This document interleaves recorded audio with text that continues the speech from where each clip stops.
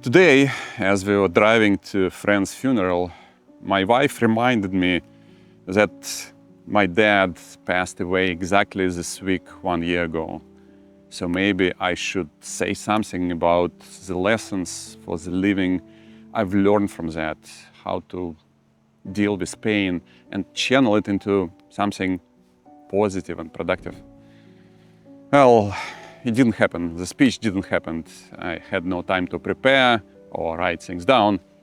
It's not like you have on your calendar, Tuesday 11:30, friend's funeral, get ready in advance. Usually that shit comes and bitch slaps you unexpectedly. What was on my calendar was much easier emotionally. How to save humanity and conquer the universe. So I actually had a moral dilemma. Should I spend time working on new anti-aging and longevity piece, or go to the funeral and support the family and friends? And of course, the second choice had much more meaning to it. You just have to get out of your shell and be with people when they need it. So we went to the cemetery. But now, after the fact, the thoughts are still circling in my head, and I know they won't let me sleep unless I get them out. And in some way, for me, it's all meta, because that is exactly how I deal with pain and loss, by trying to be helpful and creating more meaning in this world. And it's not like I fully invented it.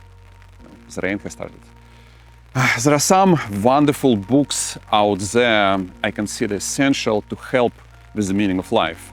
The Power of Now, Man's Search for Meaning, and Hitchhiker's Guide to the Galaxy, of course. So here's an appropriate quote from Viktor Frankl, and I think it goes like this. In some ways, suffering ceases to be suffering at the moment it finds meaning. Wow, now it's truly raining. But I'd like to take it even one step further. Suffering and pain are the best teachers and the best helpers to find the meaning. We learn the best, unfortunately, from pain. Ignoring or just letting it go is wasteful, because life by itself is already unfair, absurd, and meaningless. And it's up to us, me and you, to create the meaning. But what kind of meaning can be found in death? Here's what works for me. And if you have something else which helps, please comment and share. Number one, as long as you remember the person, he is not truly gone. So the first practical step to make it real is to slow down. Take a deep breath and think about a positive trait of the lost friend. Exhale and give yourself a promise from this moment forward to add a little bit of that good quality to your life. And nobody's perfect. That is what makes us human and unique. So now think about a negative trait and give yourself a promise from this moment forward to do less of that yourself. This way, if you are honest, you will truly carry the memory with you forever and become a better person. And that's damn meaningful all by itself. So every time I watch and learn something new, I think about the encyclopedic knowledge of my dad. Every time I do an extra push-up about his couch potato life.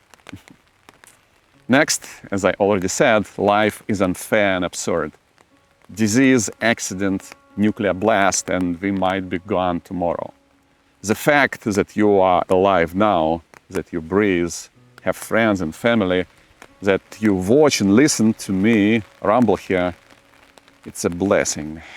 Whatever is happening in your life, even during the toughest moments, if you are not appreciating it, it's a major disservice to the dead, because they would trade anything or almost anything to be here. Every second that we are alive and healthy is a treasure to be cherished, and every loss is a reminder of that. A reminder that we should value every moment and care about each other. So, breathe, smile, appreciate the connection we are sharing. And here's another big point. When somebody of 30 years or older dies from cancer, heart disease, or dementia, it's another indication that aging is a major source of pain and suffering in our world. Getting old and dying when we can control the birth and edit DNA is just stupid.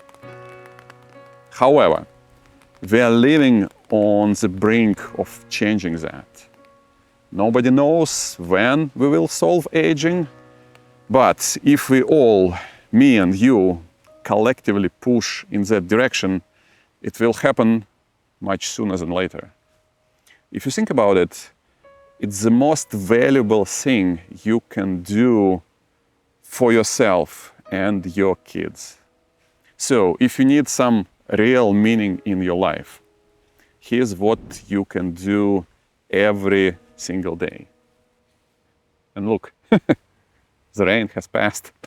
So, first thing in the morning, ideally before checking your phone, open the blinds, look at the bright sky, say thank you for being alive, and think for a second or two, what can you do today to delay the aging for yourself and everyone?